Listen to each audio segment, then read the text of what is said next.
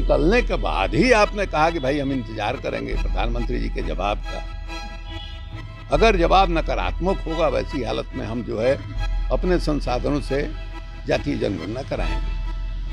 तो ये तो नीतीश जी का कमिटमेंट है और उसके विषय में एक आम तौर पर दिखाई दे रही थी झिझक। नीतीश जी कह रहे थे कि एक पार्टी के सहमति का इंतजार है। किस बात की सहमति है? वो पार्टी आपको विधानसभा में हाथ उठा चुकी है जातीय जनगणना के पक्ष में। वो पार्टी सर्वदलीय बैठक जो आपने बुलाई उसमें वो शामिल होकर हाँ में हाँ मिला चुकी है। प्रधानमंत्री से मिलने में वहाँ में अब उसका इंतजार क्यों? नमस्कार, न्यूज फॉर नेशन देख रहे हैं। मैं हूं आपके साथ वंदना। हमारे साथ बात करने के लिए राजद के वरिष्ठ नेता शिवानंद तिवारी और इनसे मेरा सवाल है, जातीय जनगणना को लेकर के एक बार फिर से मुद्दा गर्म हो रहा है, लेकिन बीजेपी कह रही है हम केंद्र के साथ हैं, लेकिन आरजेडी तो नीतीश कुमार को ऑफर भी दे रखे। कैसे देख रहे हैं? ऑफर क्या देना है? तो नीतीश कुमार ने खुद कहा है ना। नीतीश कुमार तो खुद कह चुके हैं, एक से अधिक बार कह चुके हैं कि अगर भारत सरकार राष्ट्रीय स्तर पर जातीय जनगणना कराने के लिए तैयार नहीं होती है, वैसी हालत में हम बिहार में अपने खर्च पर जातीय जनगणना कराएंगे। ये तो कह चुके हैं। जब उन्होंने ये कहा उस समय भारतीय जनता पार्टी भी साथ रही है।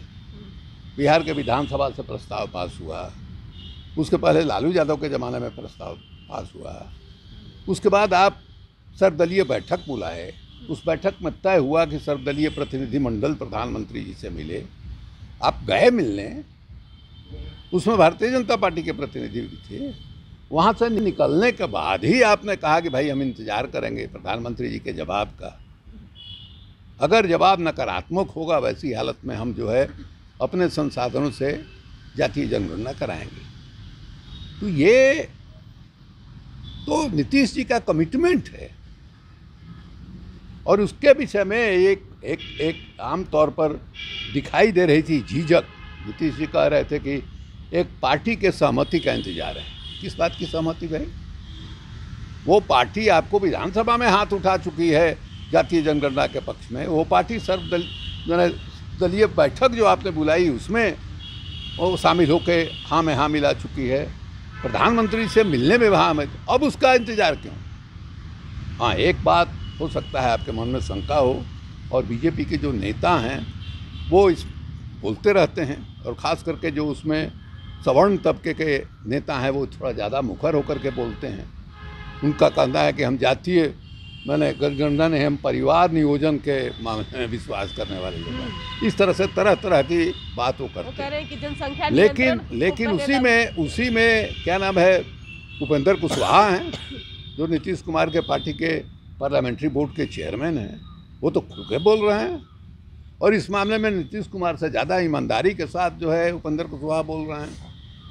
तो ये नीतीश कुमार जी के मन में ये डर हो सकता है कि भारतीय जनता पार्टी हमारा साथ इस मामले में नहीं देगी। तो ऐसी स्थिति में तेजस्वी यादव का ऑफर है, भाई विधानसभा के अंदर और बाहर हम आपके साथ हैं। तो सरकार तो आपको किसी हालत में जाने वाली नहीं है। अगर भारतीय जनता पार्टी आपका समर्थन जातीय जनगणना सवाल पर अब निर्णय लेते हैं नहीं करती है, आपकी सरकार नहीं गिरेगी। ये स्पष्ट आश्वासन जो है तेजस्वी की तरफ से मिल चुका है। अब क्यों, क्या विलंब है? असली बात देखिए नीतीश जी के साथ है। नीतीश जी के बात का कोई मोल नहीं रह गया। अब आप जिस ढंग से भारतीय जनता पार्टी से निकले थे, वो बिहार के विधानसभा में उन्होंने कहा था मिट्टी में मिल जाएंगे लेकिन हम आपके पास नहीं आएंगे, और पूरी की पूरी पार्टी लेकर के आप वहाँ चले गए। क्यों चले गए भाई? तो उसके बाद कोई उनके बात का भरोसा कैसे कर सकता है? इसलिए हमको लगता है कि जातीय जनगणना का मामला जो है उसी तरह से ठंडे बस्ते में चला जाएगा जिस तरह से बिहार को विशेष राज्य के दर्जा का मांग जो है वो ठंडे बस्ते में चला गया। नीतीश कुमार में ये साहस नहीं है।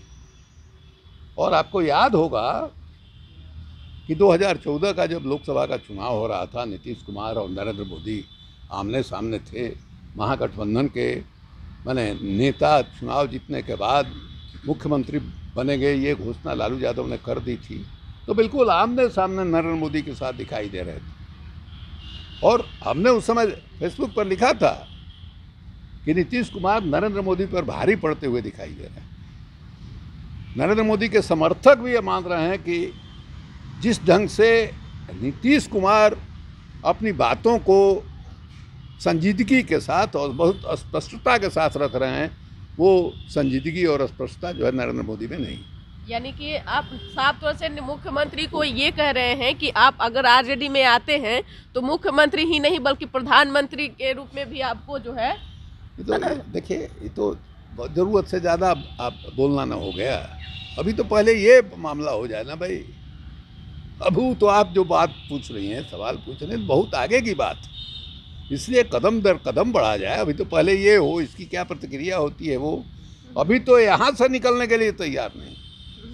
हम जो बात कह रहे थे वो ये कह रहे थे कि 2014 में 2 दर्जन घोटाला नीतीश कुमार की सरकार में हुआ है, ये गिना चुके थे नरेंद्र मोदी। और ये मोदी सरकार का जो चरित्र है, वो चरित्र तो यही है कि किसी को नहीं छोड़ते हैं। वो ईडी तो सीबीआई तो इनकम टैक्स तुरंत छापा मारती है। अभी देखिए उत्तर प्रदेश में अखिलेश यादव के नज़दीकी लोगों पर पड़ रहा है। तो इसी डर से हमको ऐसा लगता है कि महागठबंधन छोड़ करके जो फिर से भारतीय जनता पार्टी के गोद में जाकर बैठे हैं, जिस नरेंद्र मोदी के परछाई से छुआने में उनको एतराज़ था, उनके यहाँ फिर चले गए, उसके पीछे कारण जो है वही भय था। और आज के दिन भी वो भय है। और हमारा जो तजुर्बा है नीतीश कुमार का, लंबे अरसे का तजुर्बा है, 50-52 वर्षों का तजुर्बा है, बहुत नज़दीक के हो के हम लोगों ने साथ में काम किया। हमारा ये मानना है कि नीतीश कुमार का जो एक आडंबर है, समाजवादी, गांधी, लोहिया, जयप्रकाश, ये बोलने के लिए वो कंठ से बोलते हैं, दिल से नहीं बोलते। अगर कमिटमेंट रहे, निष्ठा रहे, प्रतिबद्धता रहे तो आदमी दिल से बोलता है।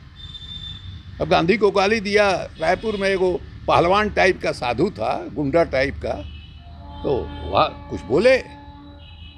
हरिद्वार में सम्मेलन में कहा गया, सब लोग देखे, कहीं से मुंह से बकार निकला नीतीश कुमार के। तो नीतीश कुमार जो है ये सब बोलते रहते हैं।